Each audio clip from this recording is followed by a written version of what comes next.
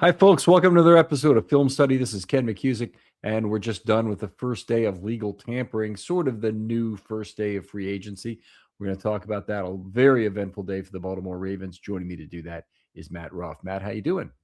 Ken, the Tyler Linderbaum, Kyle Hamilton class has received second contracts worth, I think, $298.5 million thus far, and Fa'alele is unsigned. So you would figure even if he gets a vet minimum deal, that's going to push the second contracts for that draft class to $300 million. Pretty incredible.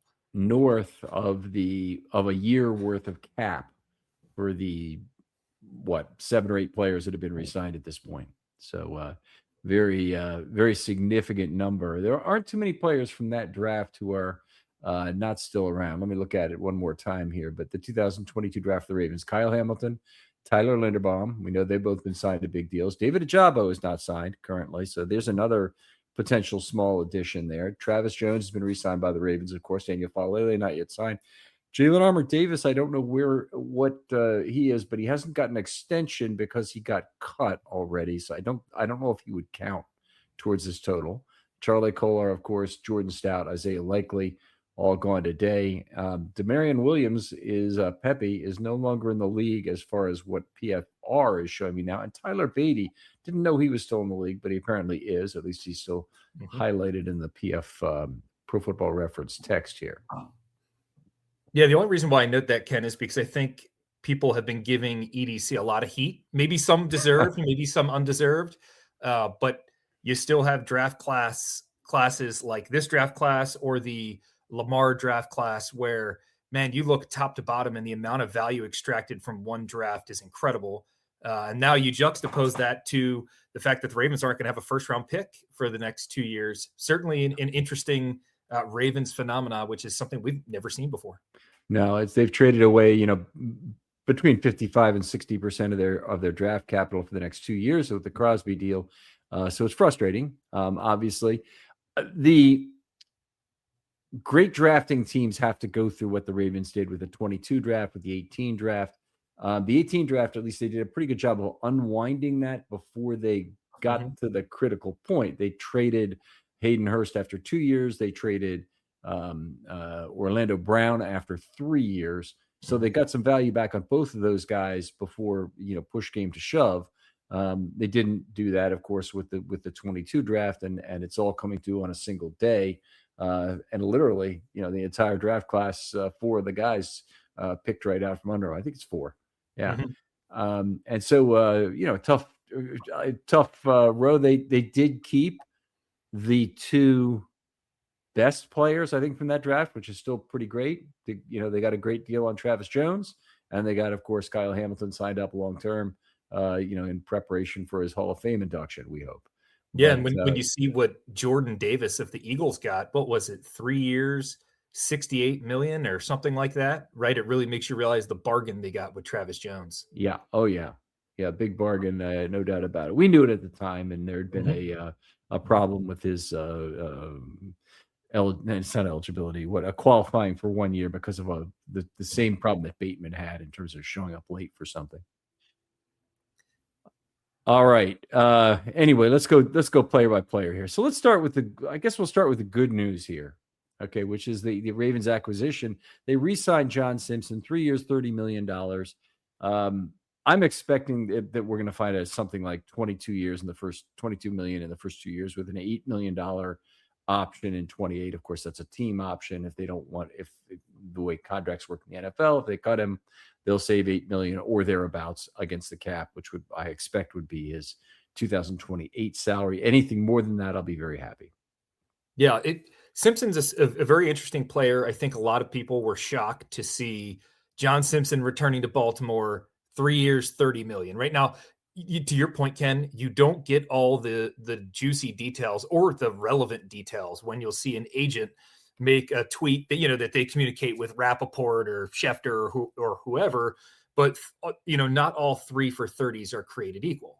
And so what we really need to figure out is it something like you said, really, is it 2 for 22 and that last year is an $8 million option?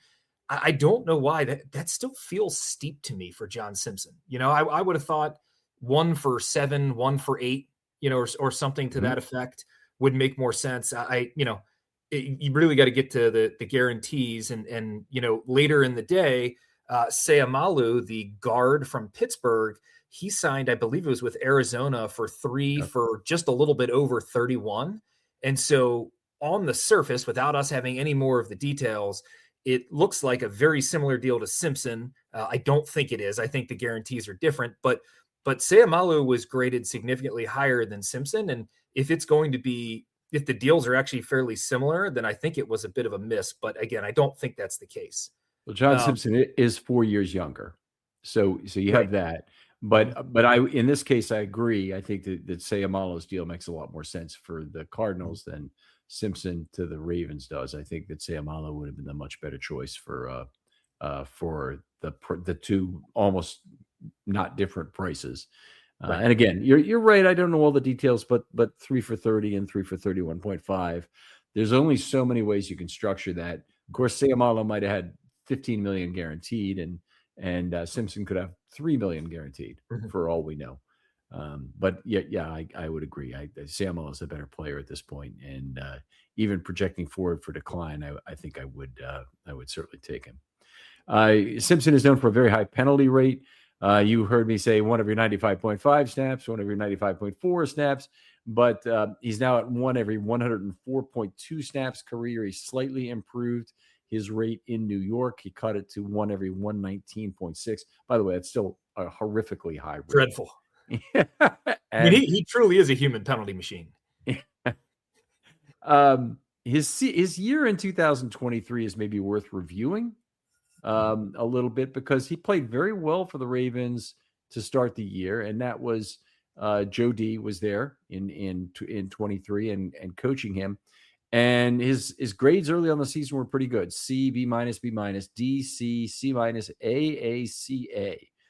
So through week 10, he was looking pretty damn good in terms Mhm. of where he was.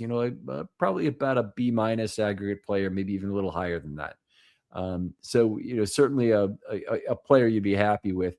He'd had a couple penalties by then, but then the penalties really picked up in the second half of the year and leading into the playoffs.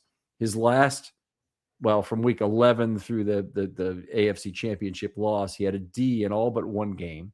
Mhm. One game he had a C. By the way, that's remarkable consistency. You don't see that on the offensive line, where Mhm. you have a consistency at a level, particularly you can see sometimes a guy would be consistent at an A level if he has a great run of pass blocking and he doesn't make mistakes. And he's Marshall Yonda and he's a great run of pass blocking for 10 games. You could see that. But this thing, I've never seen anything like it, where a guy he's just consistently gets a D week after week. And that amidst the fact that a lot of his deductions are coming from penalties, is just extremely unusual consistency of a bad sort to have. Never did not have a single failing grade all year.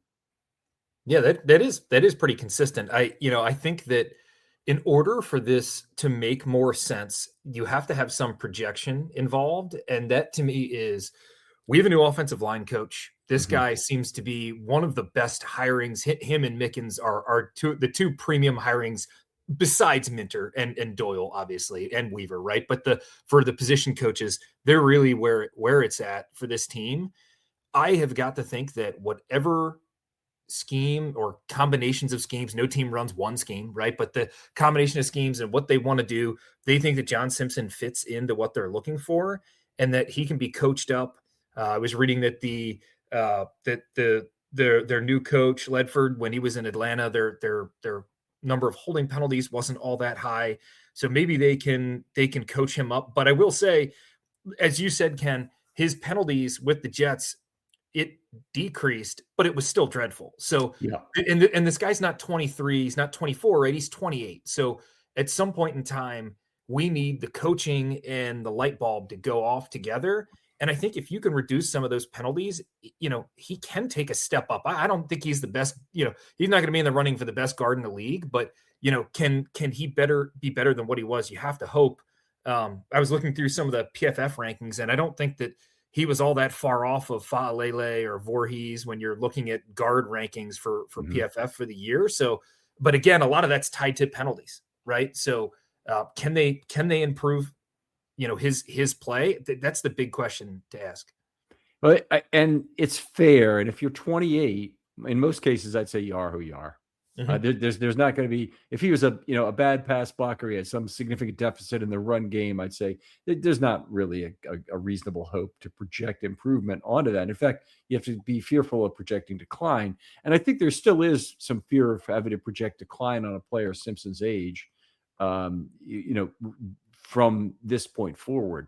But just in terms of some technical things that need to be fixed, it is possible. Penalties are one of the areas I look at where I think it is possible to make a comeback. I will say this: he's played exclusively left guard in his career. He's played 76 snaps at other positions in his whole career. So it appears like Voorhees is on the move, whether that's to the bench or to a backup. As a backup, or whether he's moving to compete at right guard, which doesn't really seem to make a lot of sense. Voorhees does have a lot of upper body strength, which might help with torquing people. He also has kind of shorter arms, so that could hurt a little bit. So, I don't know exactly what's going to happen with Andrew Voorhees. I do expect him to be a Raven this year. I just think it's more likely he ends up being a backup and maybe playing, or maybe he competes with Emory Jones, wins the job. They draft a center and they never look back. Could be that as well.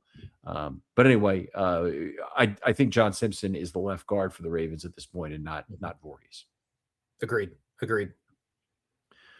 All right, let's move on. We got a lot of other things to cover here. The next thing is Tyler Linderbaum's contract with the Raiders. Three-time Pro Bowl center, gets 3 years, $81 million with $60 million guaranteed. I see you shaking your head there, and it's a 50% reset to the market. It is 9% of cap in terms of the AAV. I mean, the cap is taking the AAV of the contract, 81 million, divided by, which is 27 million per year. Divide that by the 300 or $301 million current cap, and it's just below 9% of the cap this year. Now, admittedly, that will go down a little bit as the cap increases each of the next 2 years. In theory, it's going to be over 8% of the cap for the entire period of the thing, which is an obscene amount to be paying your center. Yeah, I mean, there's so many obscene things baked into this. It's hard to narrow it down to just one. So 3 for 81 for a center, 60 million guaranteed. However, I can't get over that. It's virtually 100% guaranteed with the way the contract is structured, right? It not virtually, but virtually guaranteed. Where I was just reading before we came on, if it's like if a few conditions are hit or whatever, it's almost impossible for them to get out of it. Did you actually see this? I mean, I assume that meant 2 for 59 with the $22 million team option in year 3.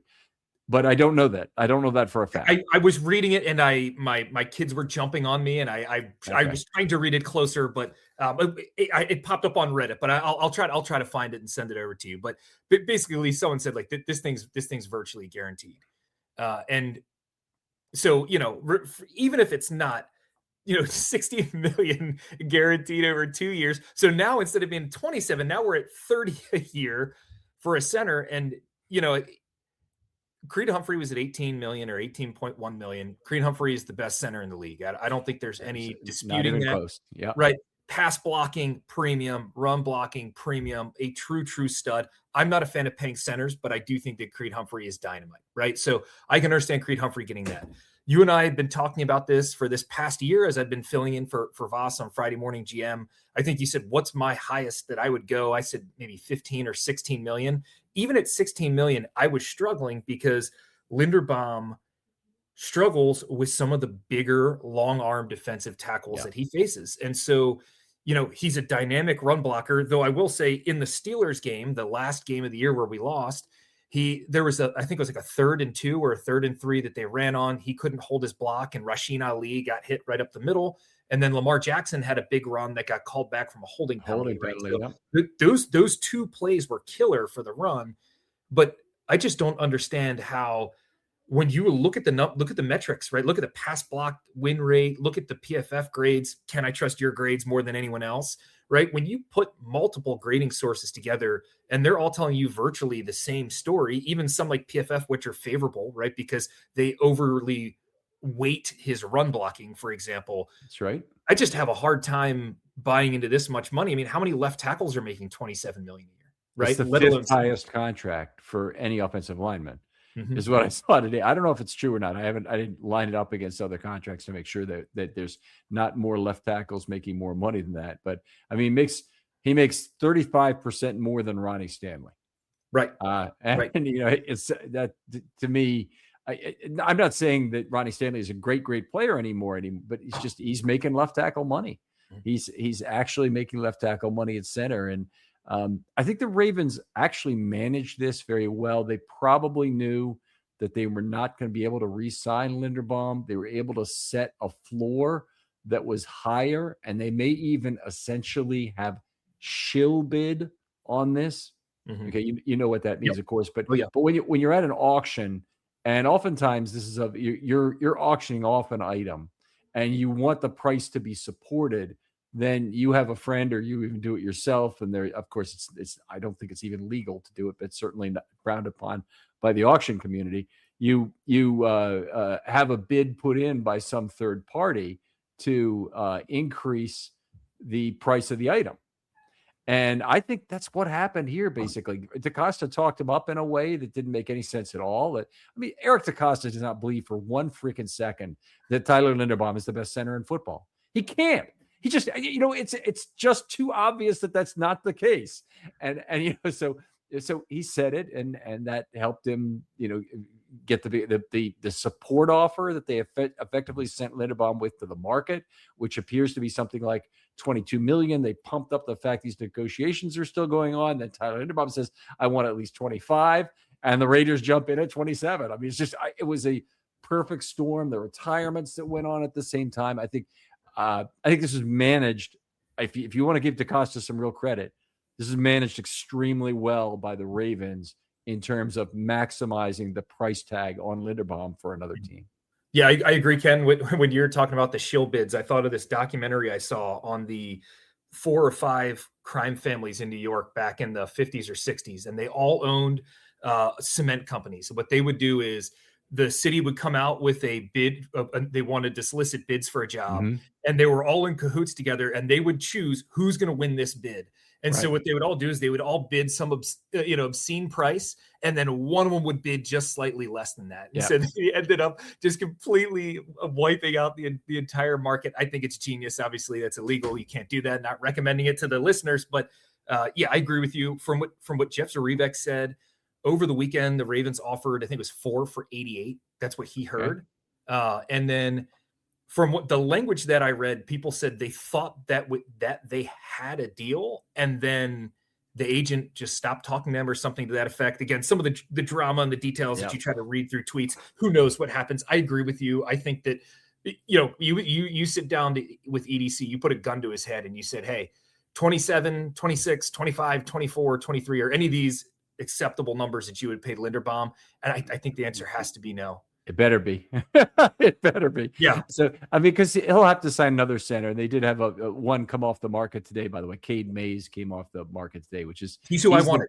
He's the guy I wanted too, and I pointed that on a Friday morning GM. So, and it was 3 for $25 million for Cade Mays. Mays has long arms. He's heavier. I kind of like having the heavier center. Just prevent some of that pressure. Lamar makes magic happen. And if it's 4 for $88 for Linderbaum or 3 for $25 for Mays, we're not even in the same stratosphere. Right. It's obvious which one you want. Yeah. And even when you're looking at like Connor McGovern, who got, what was that? Like 4 for 52, right? About 13 a year. 13 million a year. Yeah. Yep.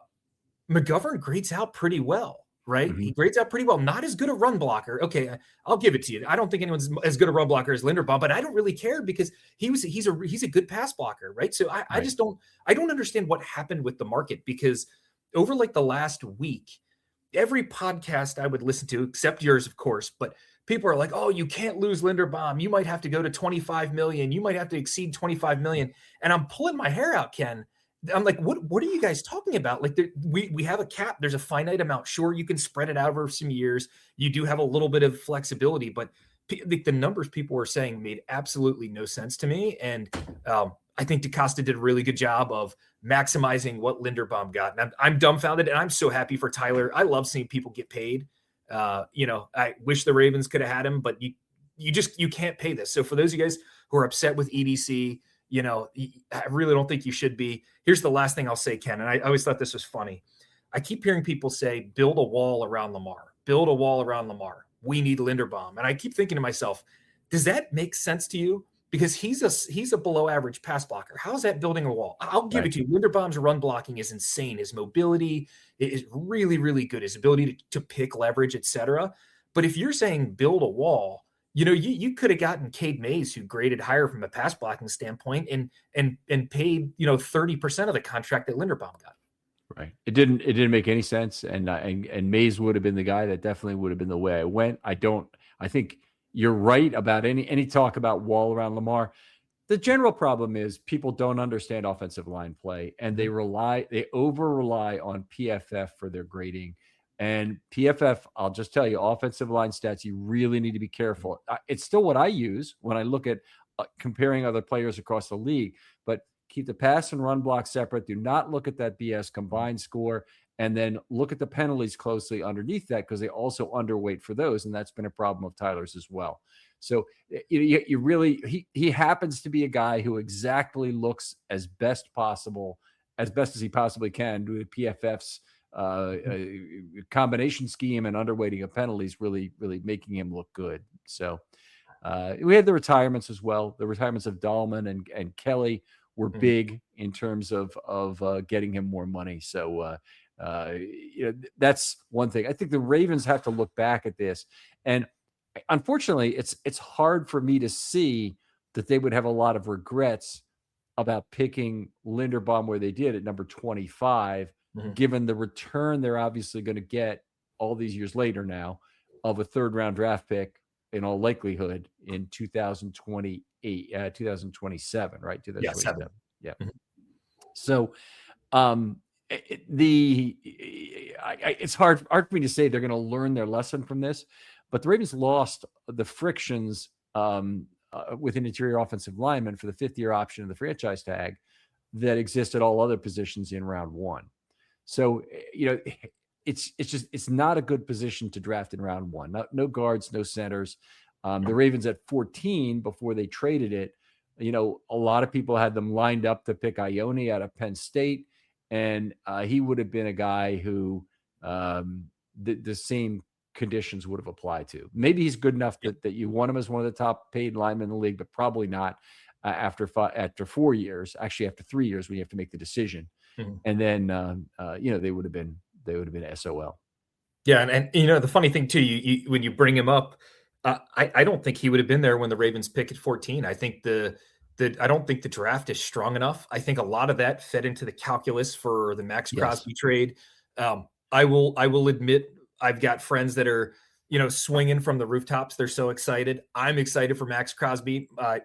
My stomach felt ill at the thought of trading 2 first-round picks and taking on $100+ million for one player.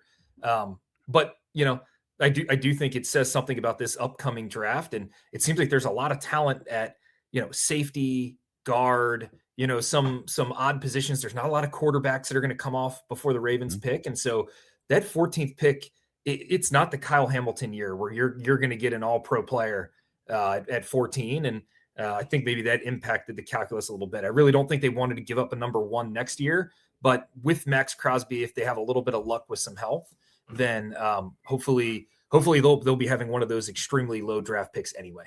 Well, we say that, but that really is the bet is there on Max Crosby's health. That's what this is all about. It's an enormous bet on him remaining healthy. And I do not like that bet at 28. I think that's a bet I want to avoid making for such a large percentage of cap and JJ expenditure on one player. So it's just philosophically, I don't like it, but I love the thought of having Max Crosby here. I also don't like the fact that he's coming off the last 2 games being sat out for the Raiders. And I wonder if the Raiders were being a little crafty with that, and we don't know everything.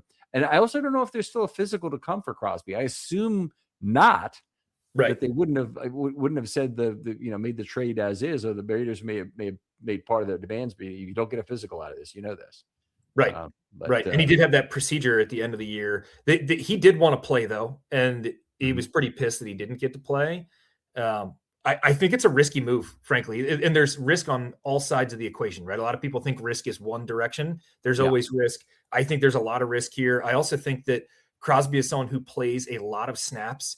Can we reduce those a little bit, right? Can we find a way to increase productivity by reducing that? We saw with Mike Green, we saw the opposite of that, which is, hey, Mike Green, why don't you play 65% of the snaps when you're still not even fully developed as a man?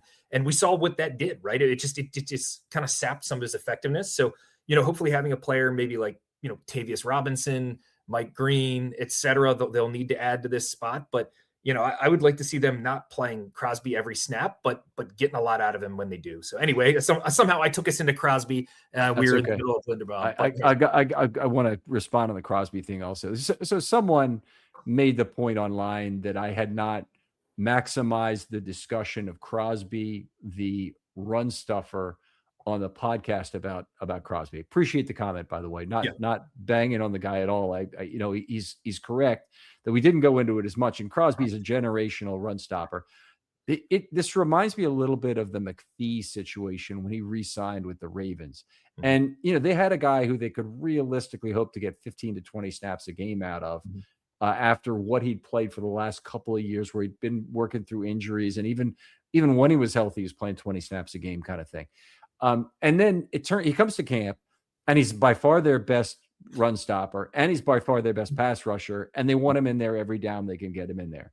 Right. And so he ends up playing a whole lot, and that lasted into a good year in 2018, and I think it was 2018, and then 2019 he came back, and he was having a great year, and then he got injured and went down right around. I think he went down in the game against Seattle when they acquired Marcus Peters. And so that was a big downer there, but anyway, it reminds me of that, and they're going to have to, in order to get the most out of Crosby, he's going to have to play on passing downs, which means he's going to have to sacrifice some run downs, which means as good a run defender as he is, the Ravens won't be able to maximize that. They're going to have to work on having other players out there on first down. So I don't believe he's going to end up being the kind of value there that the Ravens have had. He's played, a lot of 900 and 1,000 snap years, which is remarkable for a defensive end. I hope the Ravens get 750 out of him. That's what I'd like to get out of him this year. Yeah, I agree. And I'm hoping that's something that EDC, I'm not saying EDC needs to learn anything, but we all do. We all get stuck in our ways, no matter how good you are at your job. And, hey, look at Mike Green. Like, let's figure out a way to maximize him. Okay, now that we have Crosby, how do we maximize Green? You know what I mean? Like, what do you need to do? It almost felt like they had him in the wrong role for a large part of the year, right? Instead of being that situational pass rusher who's just getting better at the craft. I mean, they were throwing him into everything. So I'm hopeful. I love Max Crosby, the player. I think the price was ungodly steep. And so, if you don't recognize it as super steep, then you're missing a large part of the football team building process that's important. But you know what? I think this team needed something to push them over the hump. And if you look at the Adisa Isaacs, Odafe Owe, David Ajabo, right? If you go back and you look at a lot of the pass rushers that they've acquired over the last, 6-7 years, they haven't been able to churn out, that true impact player who is, hard to guard with two, hard to stop with two people. And I'm very, very excited for Travis Jones when Crosby is on the field, because Travis Jones is a menace. He's gigantic. He really has a lot of power rush. And if you've got Crosby on the field, if you got Travis Jones on the field, there's going to be so many opportunities for the other players on the line. And so I'm hoping that just by having Max Crosby's presence, that it adds a lot to the team that they didn't have. Matabike will also hopefully add critical mass back, but I would agree. I would agree with you in general, and we need to move on to the other players that get moved today. Isaiah likely goes to the Giants, 3 years, $40 million. Incentives could take that to $47.5 million. Effectively, he's getting the same deal right now that he was offered last training camp. Now, he was looking great last training camp before he got hurt. I don't know if the Ravens pulled the offer or likely refused it or what the deal was, but boy, would it have been good if he would have signed that contract then. It means almost certainly they would not have re-signed Andrews when they did, or at least it would have been for the same amount. Likely becomes the third highest paid tight end in football, and this is the first of 3 losses the Ravens had to the Giants this day. Yep. I agree with your thoughts wholeheartedly, Ken. I think that if you look back at a lot of the really important games that they've played recently at the end of the season, for example, take a look at that Pittsburgh Steelers game. Did Mark Andrews really jump out at all to you in any way, shape, or form? Andrews is a great player. Not trying to dog Andrews as a player. Love that we have Andrews. Love that he's back.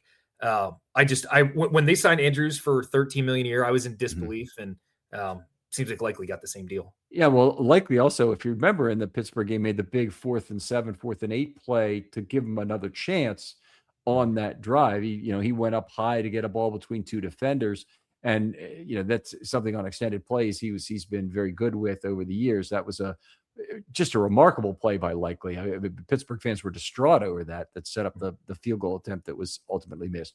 And the previous year in the playoff loss to Buffalo, he's the one who got open late for the touchdown that brought him within 2 before Andrews Yes. had the drop. So obviously Likely's been a very significant player for the Ravens. I would have loved to have him back, and I think his future is brighter than Andrews at this point, just based on where they are in the age spectrum. There are some.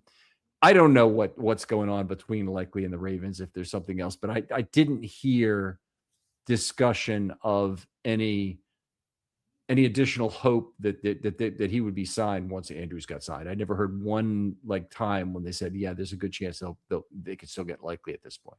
Yeah, I don't think he wanted to be behind Andrews anymore. So Yeah. once they signed Andrews, it makes sense.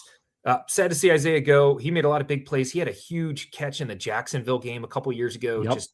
It looked like Shaquille O'Neal jumping over people, catching the ball.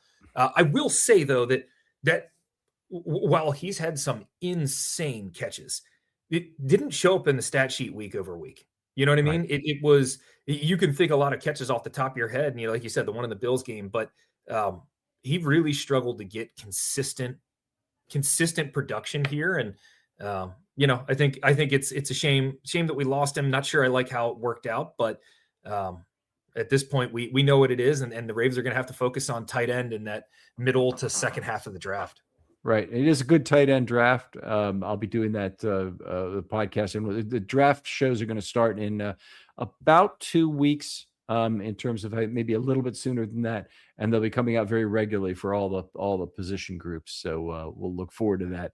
It's a one of the byproducts of the Crosby trade is night one of the draft is going to be probably a lot less viewing and interest and whatnot, just because of the fact the Ravens don't have a pick.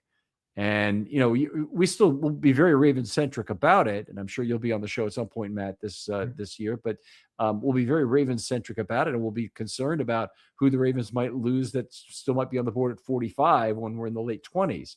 But it just won't be the same, as it's a lot of their draft capital gone with the 2 picks. Yeah, for 2 years. There you go. Okay, Charlie Cole out of the Chargers, 3 years, $24 million. It seemed like, honestly, a very reasonable price to me. It'd be one that I'd have been happy with the Ravens paying, and I wonder if they were at all hesitant to make a similar offer. Yeah, seem reasonable to me. His blocking's gotten better. He'd snuck into a couple touchdowns here or there. He'd have a big play, one or two big plays each year. They definitely struggled to work him into the offense more than just that, though. Like it is, it's similar to Likely. They just struggled to get him enough targets, I guess, to make him truly feel like he was, kind of like the opposite of. This episode is sponsored by BetterHelp. March is a time when we celebrate women, especially around International Women's Day. And it's also a chance to recognize how much women carry every single day at work, at home, in relationships, and in their communities. So many women are balancing responsibilities that often go unseen. For me, it's a good reminder to pause and appreciate the women who make a difference in our lives. Maybe it's your mom, your partner, your sister, a friend, or a coworker, someone who shows strength, compassion, and support even while juggling a lot to themselves. And it's also a reminder to take care of your emotional well-being matters. Therapy can be helpful in ways to create balance, set healthy boundaries, and focus on your own well-being, and BetterHelp makes that easy to connect with a licensed therapist online. They'll match you with someone based on a short questionnaire so you can focus on your therapy goals. And if the match isn't right, you can switch to another therapist at any time. With more than 30,000 therapists worldwide, millions of people served, BetterHelp has helped a lot of people find support. Your emotional well-being matters. Find support and feel lighter in therapy. Sign up and get 10% off at BetterHelp.com. That's BetterHelp.com. Let me tell you about the online cannabis company that's changing the game, Mood.com. They created an entirely line of functional gummies, 100% federally legal THC blends, discreetly delivered right to your doorstep. And here's the best part. You can get 20% off your first order at Mood.com with the promo code RAVENS. Now, I've tried a bunch of their gummies myself. Each one's totally unique. The Sleepy Time gummies knock me out right away. They help me unwind fast, leave me refreshed the next morning. The Epic Euphoria gummies, they're perfect for when your day just isn't going the way you want it to go. What makes Mood special is how they pair the THC with natural herbs and adaptogens. You won't find blends like this at any local shop. They've got gummies designed for focus, relaxation, clarity, even energy, all made from cannabis grown on small, family-owned American farms. No pesticides, no shortcuts, just high-quality weed you can trust. Plus, Mood backs everything with a 100-day satisfaction guarantee.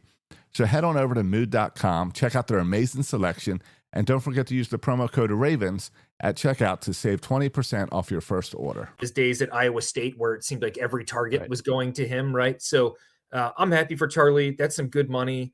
3 for 24, good for him. I do think that the Ravens have a lot of very big contracts. And, not only do they have big contracts, they have a lot of big contracts. And when you do that, you can't be paying for second and third tight ends. I don't think you can be paying big for a center. I don't think you can be paying big for a punter, for example. So, when you make the big splashes and you've got the Hamiltons, the Lamars, the Max Crosbys, when you got those players, that just leaves a lot less room for the guys that are a tier or two down. All right.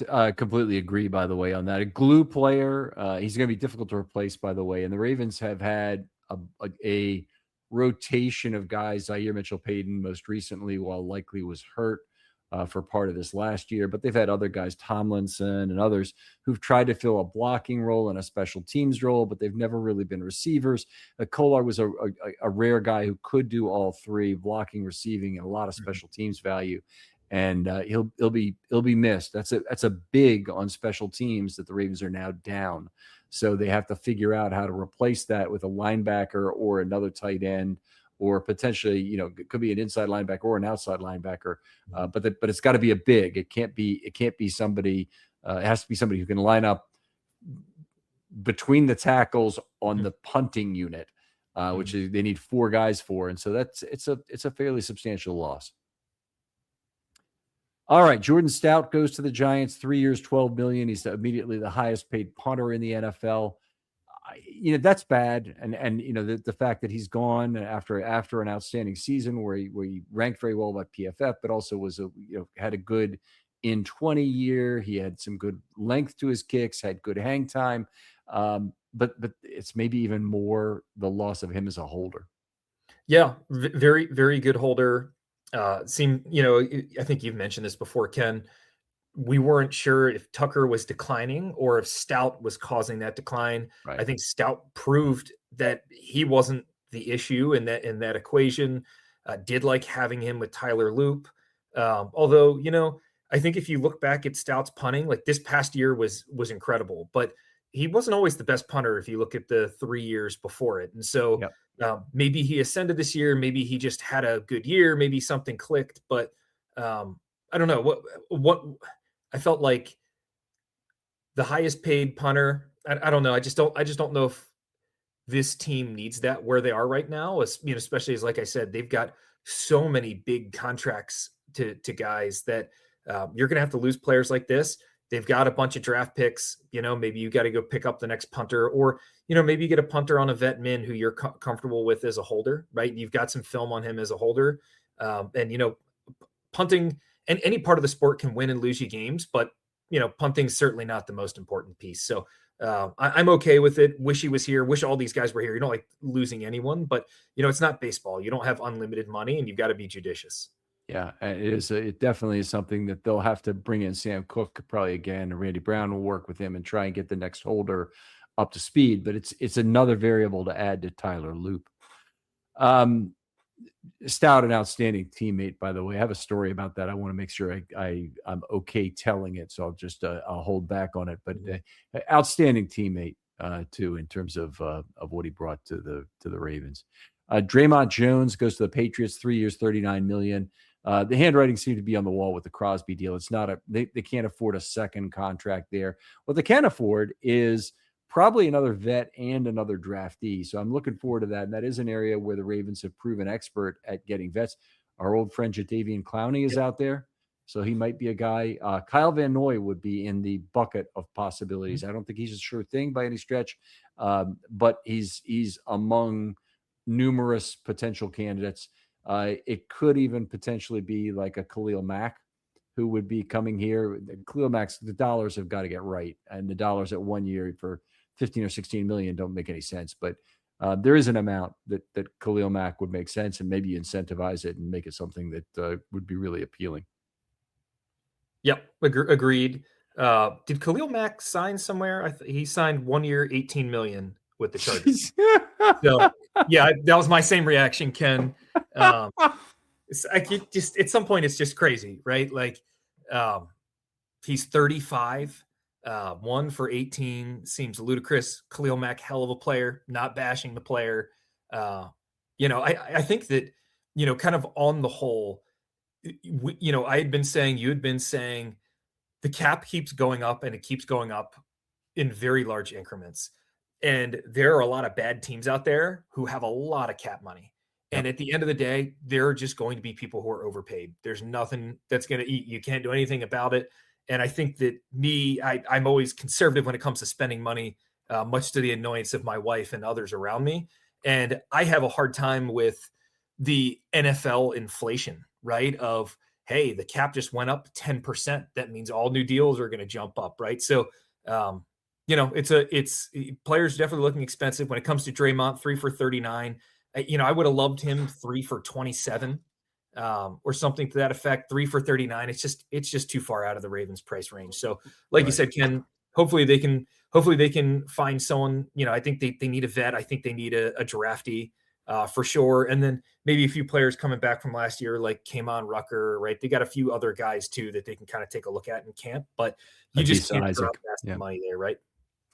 Yeah, I mean, I'm not in favor of it. They do need to get a little younger at the position. By the way, this is a issue they have. But after this year, actually, as of right now, they need to think about extending Tavius Robinson early, whether that's something they want to do or not. But he's one of their younger guys, and he's been very durable. It'd be a shame if they lost him without at least considering that. So that's got to be thought of. What you said earlier about you can't pay the top players across the board everywhere. That's entirely true. And they're going to lose a lot of players like that. But the Ravens have to stay a great franchise with their great core of talent. And they have an incredible core of talent in terms of what they've drafted. And, on defense, it's Travis Jones and Kyle Hamilton, and now Max Crosby, who are at the heart of that. But really, in terms of the younger players, it's Jones and Hamilton and Wiggins, who are the three guys.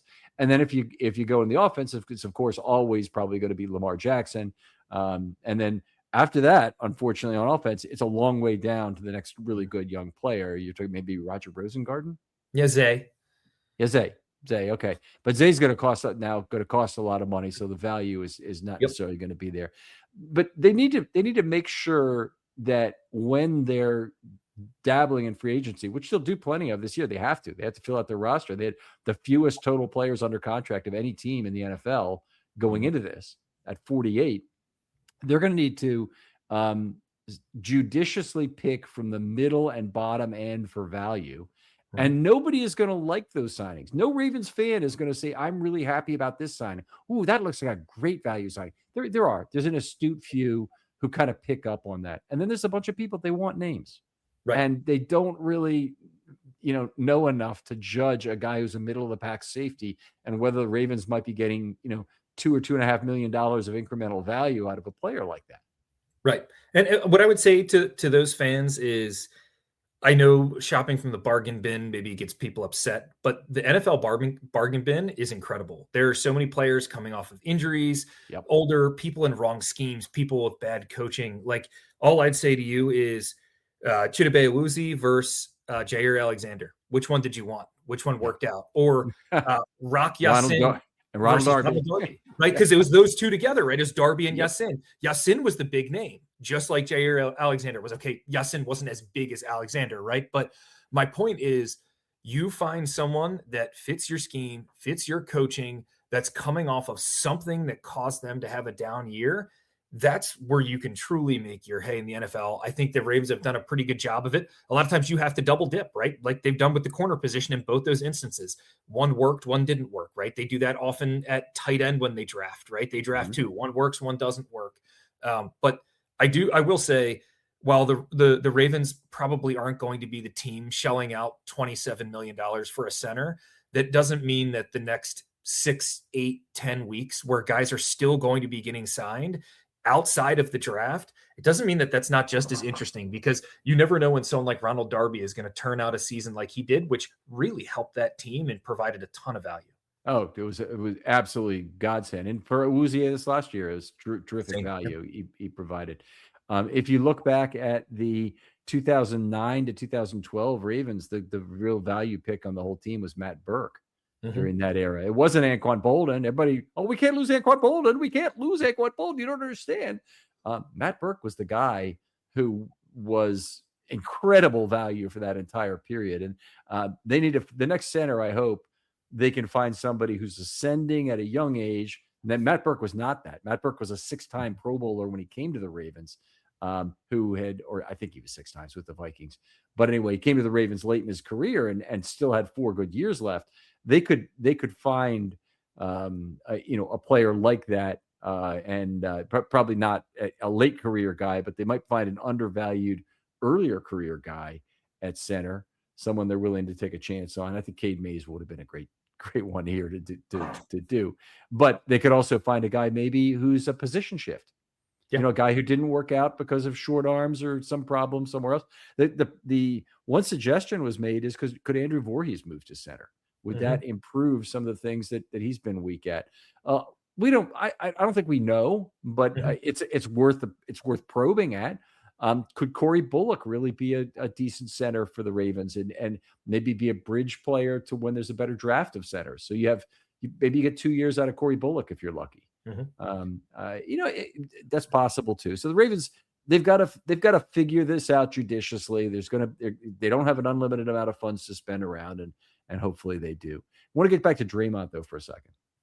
The Draymond trade ended up being an outstanding value for the Ravens at mid-year. You look at this, they traded a 5th that could have gone up to a 4th, but 2 things had to happen. He had to get 2 sacks, and he got 2.5.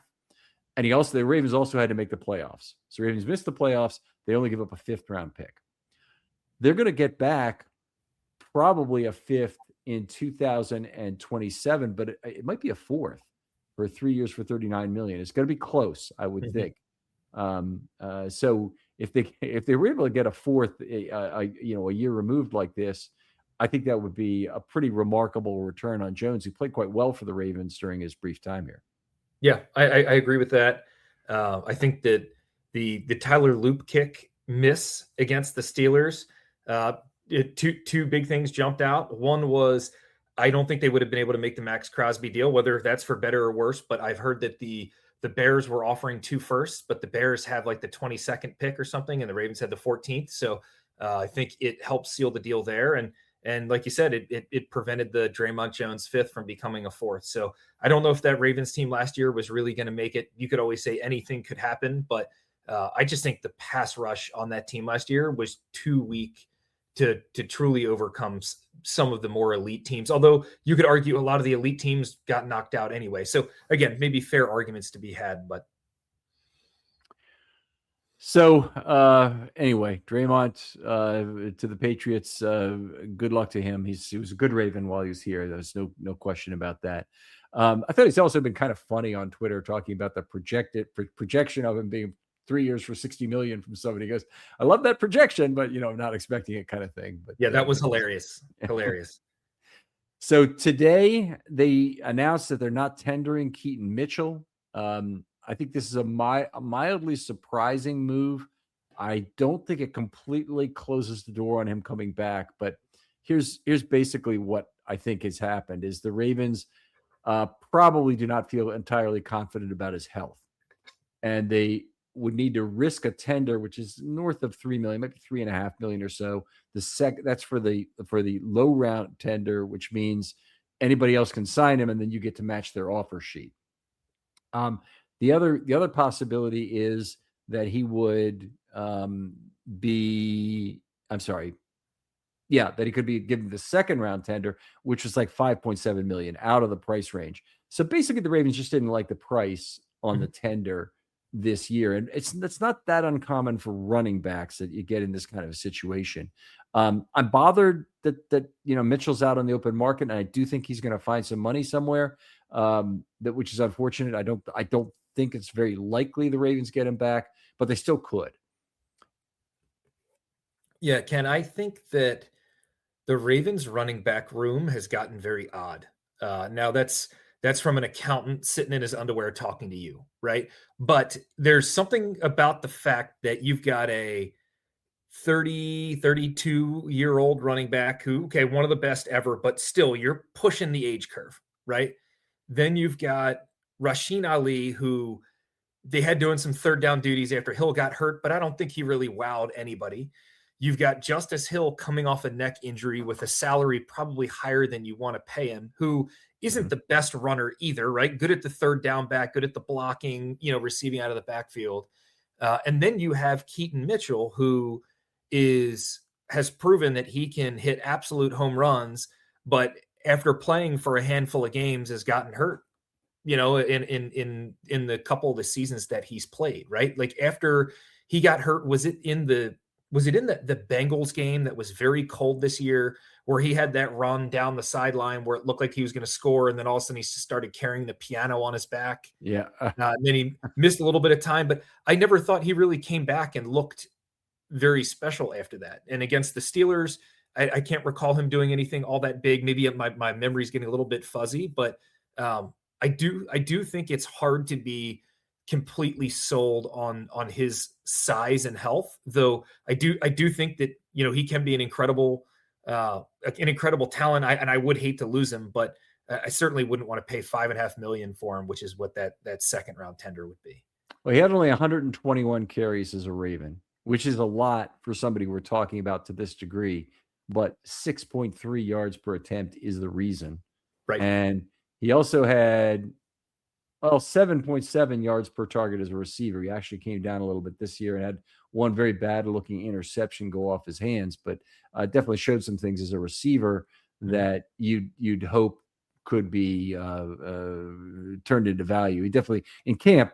I talked him up all last summer. He was the Ravens' best player all summer in terms of being able to cut and really looking athletic. And the one of the things that was great was a transition from catch to run.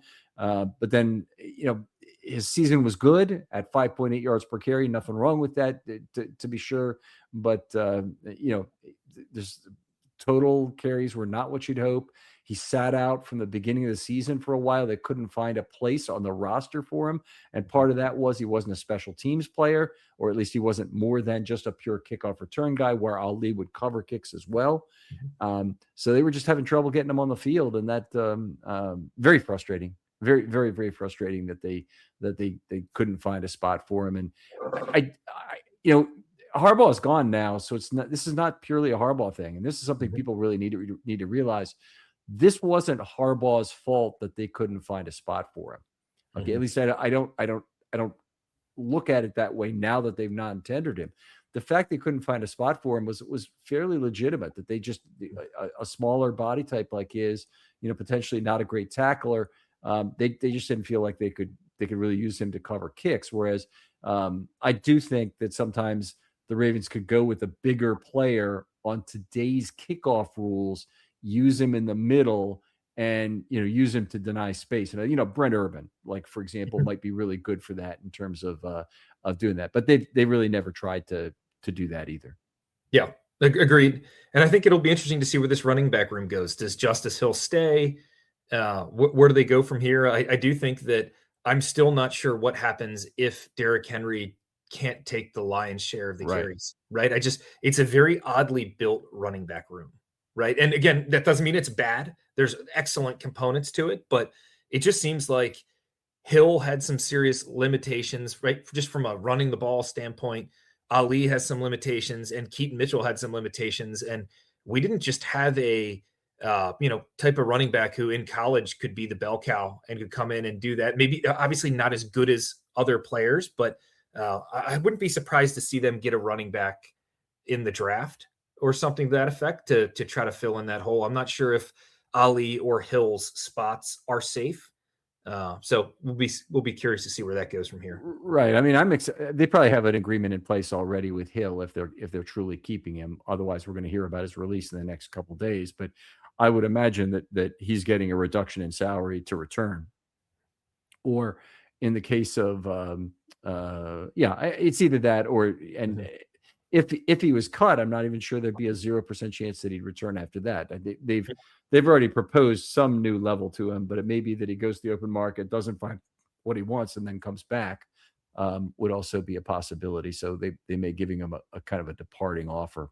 But I think day 3 still is the place for a running back. I don't see it happening before then, given how constrained the Ravens are. Yeah, agreed. Do you want to move on to Ardarius? Yeah, let's get it done. So Ardarius Washington of the Giants for 1 year. This one hurts a lot for flexibility of the secondary. Good slot cornerback. He played safety well in 2024 after they had to get rid of the dynamic duo of Marcus Williams and Eddie Jackson, who were not performing. It's a sad day for the Ravens to lose a guy who's as much of a dog as Ardarius Washington has been. Yeah, I mean, I think his personality and the way he played was by far the best thing he brought to this team. I do think his size limitations led to some issues. When you lack size, whether it be height, weight, or length from an arm perspective, it does make playing defense significantly more challenging. I just think that, you lost, he was one of the Ravens, right? And you like how he played. He had a couple big hits, Joe Mixon, Russell Wilson, right? If you think over the years, and, he worked his butt off to get back from the injury. So, you really like the guy. But now if they end up losing Gilman and Washington, they're going to have to figure out how do they revamp this safety room, because you've got Starks, but you don't want to play Hamilton back there.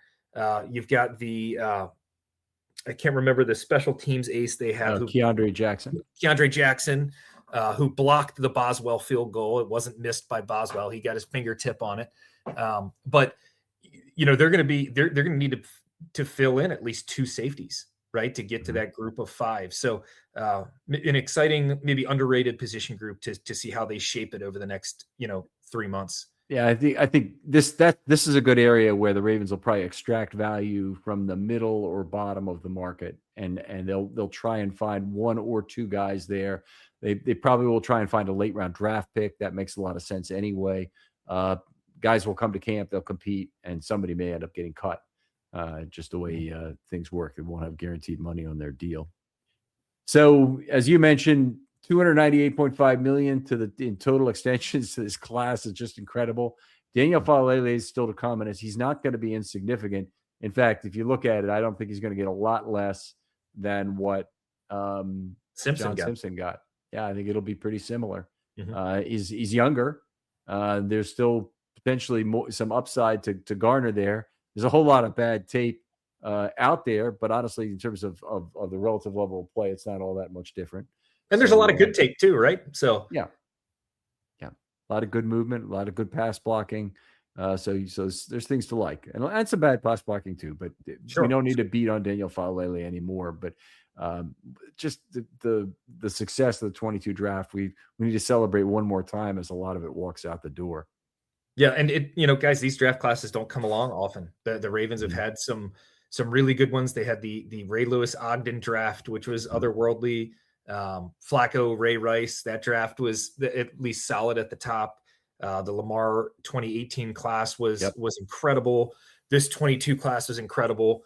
I remember I was listening to PFF had a podcast back in the day, and someone said, I bet the Patriots' first 2 picks are going to have more. They used it was like war, like for baseball. They had some football Yeah. equivalent of it, right? And they said that the first 2 picks for the Patriots are going to be worth more than the first 2 picks for the Ravens. And the 2 PFF guys just busted out laughing at him and said, "Sure, we'll take that bet, right? We'll mark this down." And sure enough, I mean, this was right after the draft. Sure enough, Kyle Hamilton, Tyler Linderbaum versus it might have been Tyquan Thornton or something like that. I can't even remember who it was, but it's not even in the same stratosphere, right? Hamilton and Linderbaum just got $200 million combined.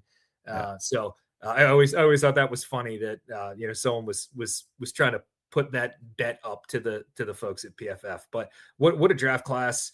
That was Eric's draft class. I think Eric had a lot of influence in a lot of other draft classes. And I also think Ozzie had a good influence in this one too. I think sometimes people say, oh, well, that was Ozzie or this was Eric. And I don't think Ozzie and Eric were independent of each other for quite a long time. So I like to give both of them credit. And I think that's fair, by the way. Both very natural consensus builders. Yeah. You hear it all the time when talking about Ozzie. He's always listening and being very attentive to things. And I think DeCosta, what I saw with him in terms of building a consensus about Starks, I didn't like the pick, but I liked the method. Is basically he's asking, are we sure Starks is our guy by such a wide margin that we can't say no to it, basically? And then basically everybody was agreeing. And I know there's a lot of groupthink that went on the Starks pick to start with. And he's still a good player. He's going to have a fine career, I'm sure, a career, that we're going to find good for at least a second round pick.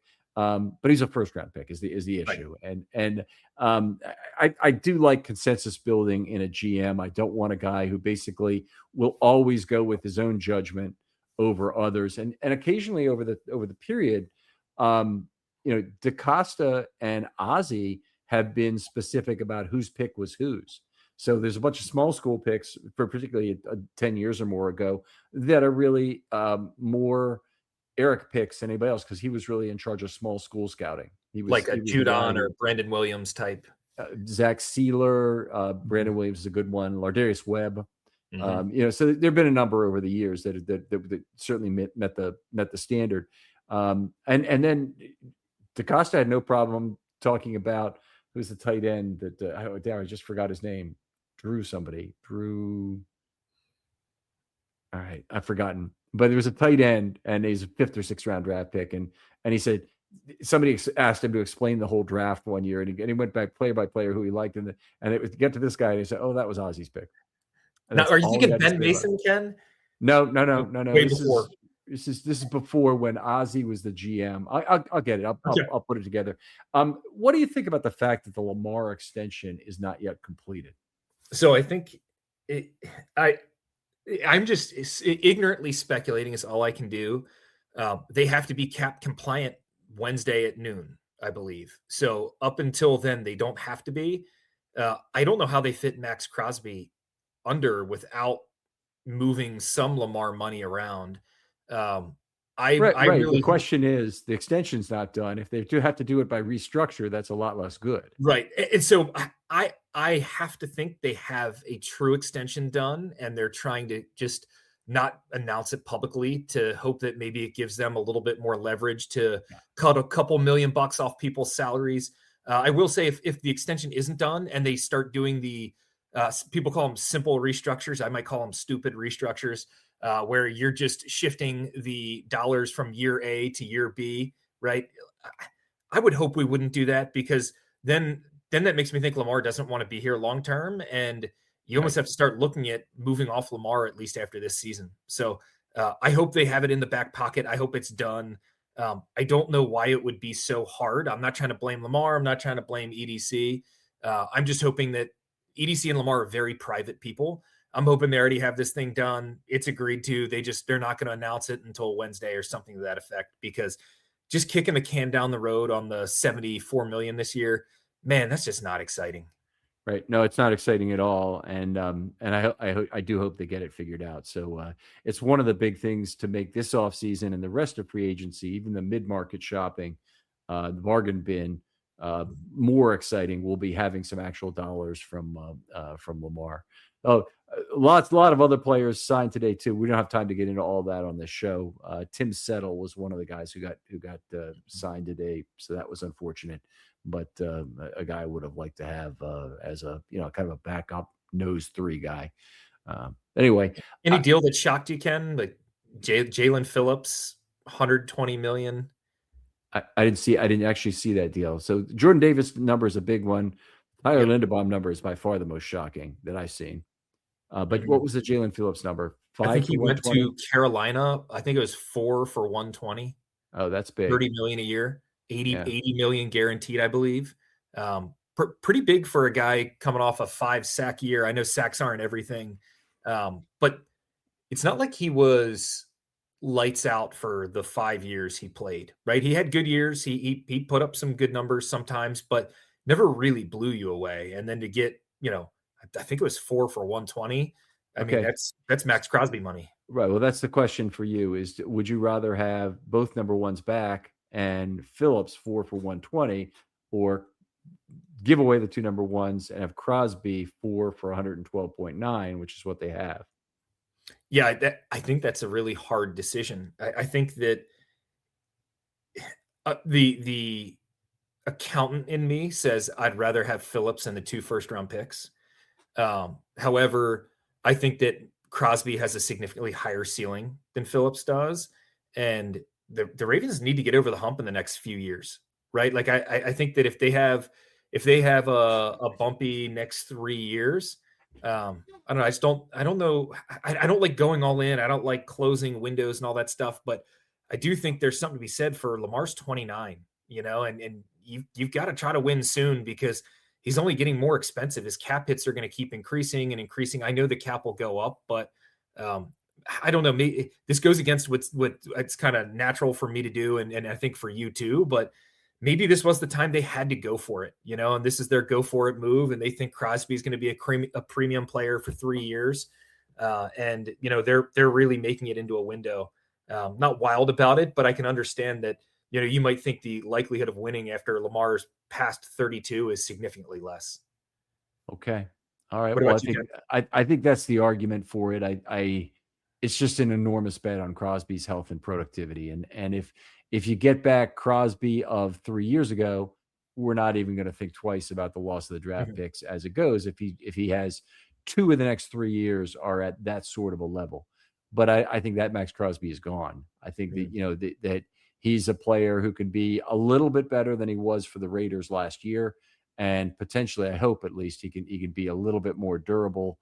And I think 750, 800 snaps, if you get that for 3 straight years, I think the Ravens would be meeting expectation on the field. And then the question would be, would the productivity be high enough to justify the first round of picks? So there's some hurdles to be hurdled here. And it's not a slam dunk. I told Alex I was about a 37 on the trade. He said he was Alec Poulianis.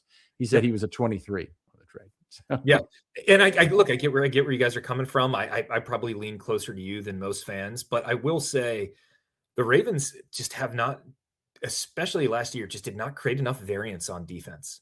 And the pass rushers they had, Owais, Ajabos, et cetera, just did not create enough variance. And I'm hoping that you're going to see an increased productivity from Green, from Travis Jones. I'm hoping that Roquan, who is a good player, isn't left out to, hung out to dry by having to guard a tight end or a receiver across the middle for so long. Maybe players like Malachi Starks or Nate Wiggins start generating way more turnovers because you're actually getting to the quarterback.